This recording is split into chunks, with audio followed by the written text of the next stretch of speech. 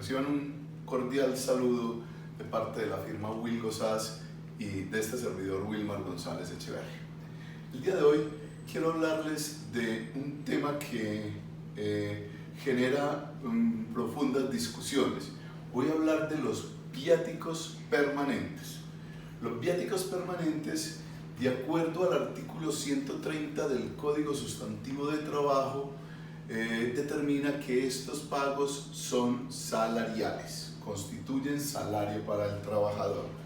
Y como sabrán ustedes, todo lo que sea salario hace parte de la base para liquidar seguridad social y prestaciones sociales.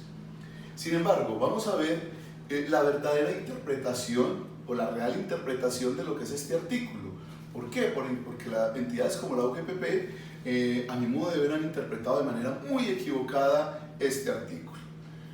El artículo 128 del mismo Código Sustantivo de Trabajo establece que cuando un trabajador recibe algún pago que no sea susceptible de incrementar su patrimonio, es decir, que no sea para su beneficio, sino para cumplir con las labores de la empresa, entonces no constituye salario.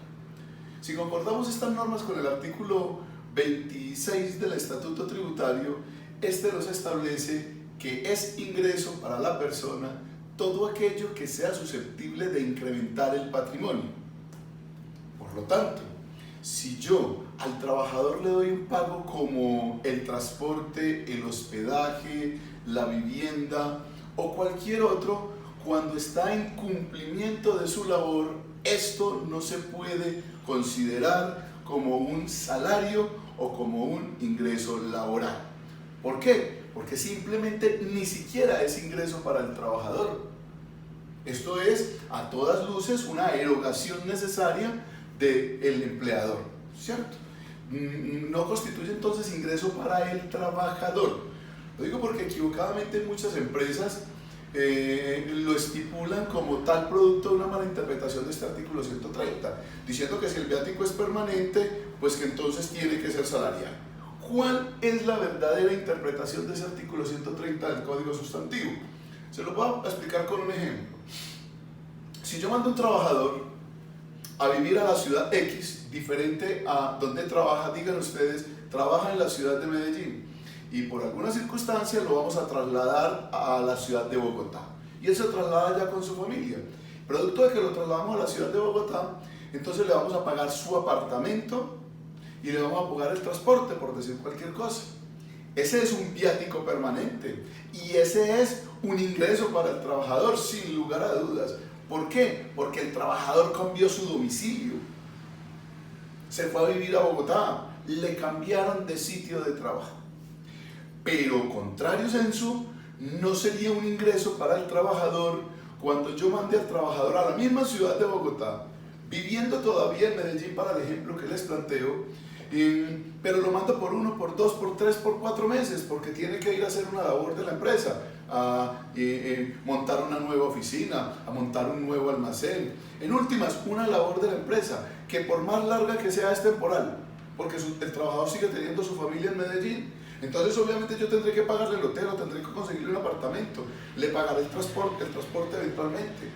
Esos gastos son gastos de la empresa, porque yo al trabajador lo trasladé a que cumpliera una labor de la empresa, pero no lo mandé a vivir, para el ejemplo que les pongo a Bogotá. En el segundo caso, miren la diferencia. En el primero, claro, cuando yo le pago el apartamento al trabajador, le estoy evitando un gasto al trabajador, y esto obviamente es un ingreso para él.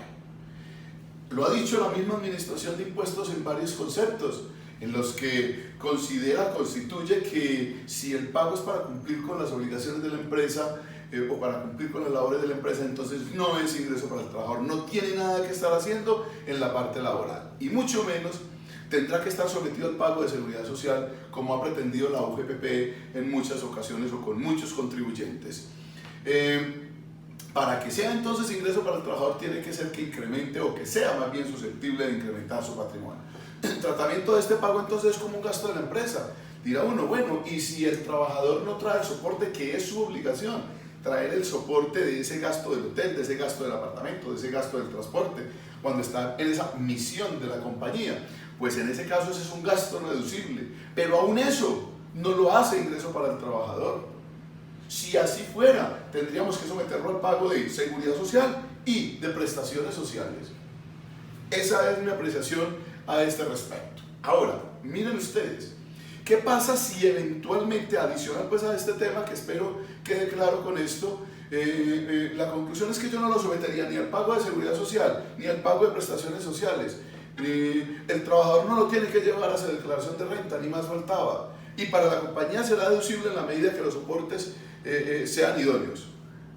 Otro segundo tema, similar a este, ocurre cuando el patrono asume la retención por su trabajador asalariado. Yo le pago a mi trabajador y asumo la retención en la fuente, o en los casos cuando asumo el pago de seguridad social, no le descuento nada al trabajador y le pago su salario pleno. Pues en ese caso, esa retención asumida, como ese pago de seguridad social asumido, se constituyen en un ingreso para el trabajador. ¿Por qué? Porque usted le evitó ese gasto al trabajador. Si usted cubrió por él un impuesto y usted le cubrió a él su seguridad social. En ambos casos es un ingreso para el trabajador. ¿Cómo se debe manejar? Se debe someter al pago de seguridad social, se debe someter al pago de prestaciones sociales, se debe someter a retención en la fuente. Para que no constituya base para la seguridad social ni para las prestaciones sociales, deberá pactarlo como no salarial, como lo estipula, como lo permite el artículo 128 del Código Sustantivo de Trabajo. De lo contrario, el tratamiento será el que les acabo de dar. Ahora, ¿qué sucede con el reporte de exógena? ¿Yo cómo reporto ese gasto? ¿Como un gasto? ¿Como un pago hecho al trabajador?